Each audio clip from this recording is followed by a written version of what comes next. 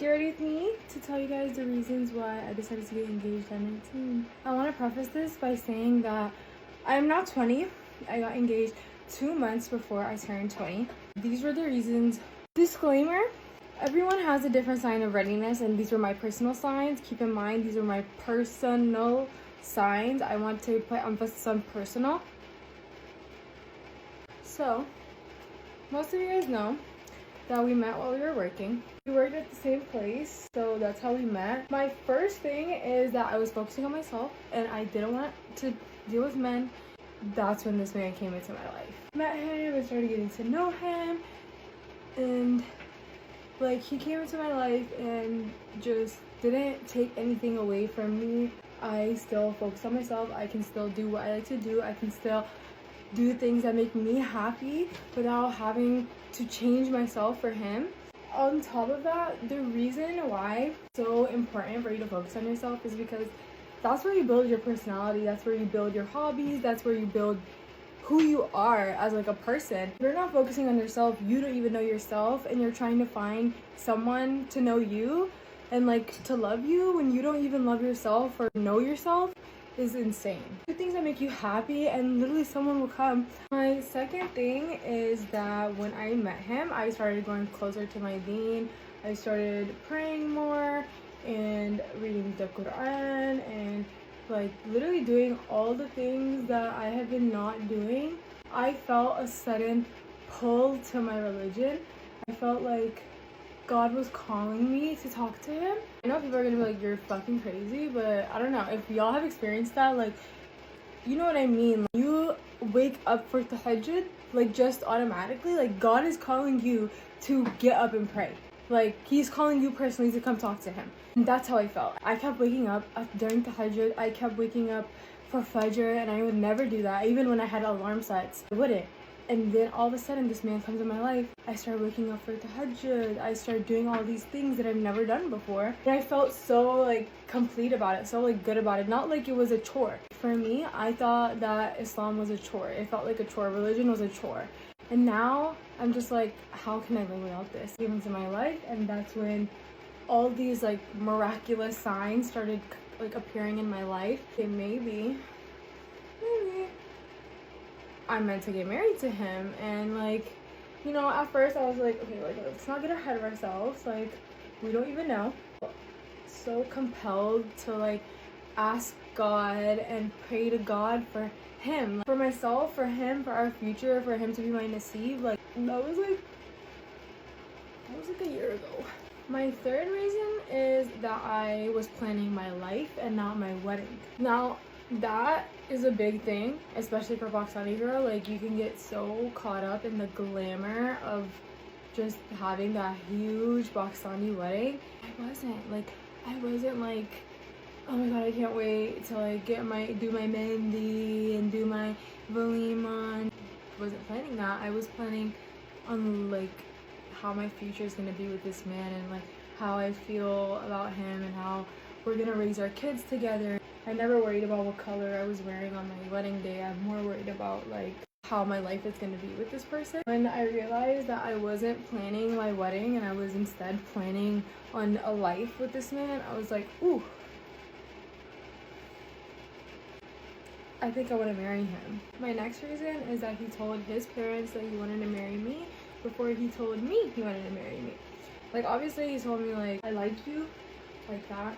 And so when he told his parents, it kind of caught me off guard in a good way though, because like obviously like I was having all these signs and shit and praying the tahajjud for this man. I'm praying for him to be my nasib, and that's when it all freaking happened. Like he told his parents, he was like, yeah, like this girl, I want to marry her, and his parents were like, okay.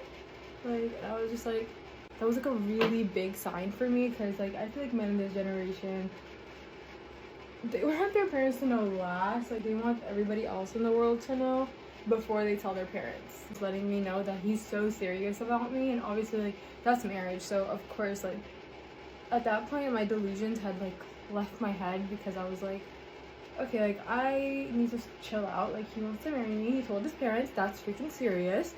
Stop overthinking that he doesn't want to marry you. Like when I told him like I was having like Like I was just like second guessing myself and like if I'm good enough for him and whatever. He was just like, you're dumb. I told my parents that I wanted to marry you before I told you I want to marry you, and why would I do that if I didn't think that you are perfect? And I was like, you caught me, you got me, you're right. See, the process of getting married is like so fucking long though. Also, this has nothing to do with reasons why I decided to get married. I just want to say that I hate seating charts and I'm so done. I don't know where to put my best friend. Whoever made seating charts a thing, like, I want to speak. Let's speak. And since, like, you created seating charts, come and do my seating chart for my fucking wedding. My next reason is, before I met my fiance, I felt, like, depressed and angry. Like, always, like, built up inside me. Always mad. Like, I always felt like that. Like, I was, like, never chill. Even though I was, like, nice to other people, I was just not nice to myself. When I met this man, everything gone. I'm not angry anymore. I felt all my like resentment go away. I just felt at peace. I just felt peace, love, and prosperity. I didn't get married to have freedom. Alhamdulillah, like my parents gave me a lot of freedom and I get to do a lot of the things that I want to do. And I don't have to like hide from them or anything. I loved him and he loved me, and that's why we got married. We're both Muslim, from a good family. Why are y'all hating so bad? Before somebody comes at me because they probably forgot the first part of the video, these are my personal signs, my personal experiences, and my personal beliefs. Thank you. Everybody on TikTok just hates like when girls have like good experiences in life. Especially Muslim women. Like, they really just want us all to suffer. They don't care. They want us to suffer. I just felt like I was ready.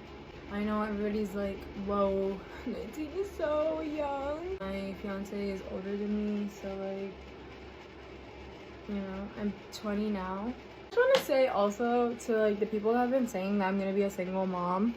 What if I'm infertile? Y'all think y'all know everything about everybody's life. Like, fuck off. I feel like I have to keep reminding you guys, what you see online is what I'm portraying to you. You don't know me. I don't know you. Don't act like you know me.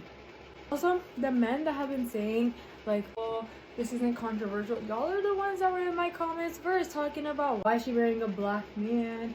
Why is she marrying a Sudani man?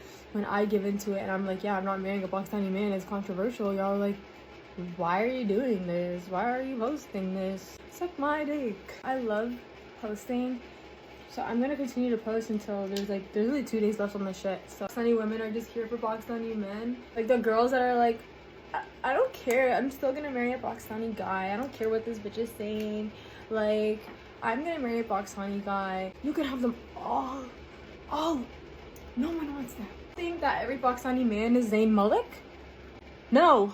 My comments talking about how I'm not a hijabi, so like that means that I'm like an awful Muslim, and that on top of that I'm not even marrying a Muslim man. Sudanese people have been Muslim for centuries. Like, that's all cool and all, but I am marrying a Muslim. And he was like, oh, have a good day then, sister. I was like, what do you mean have a good day, sister? This was more of like a chit chat and just like talking about my reasonings. More of a chit chat, but you know, if y'all are here to the end, y'all are here to the end. Thank you for everybody that loves me. I love you too. Bye.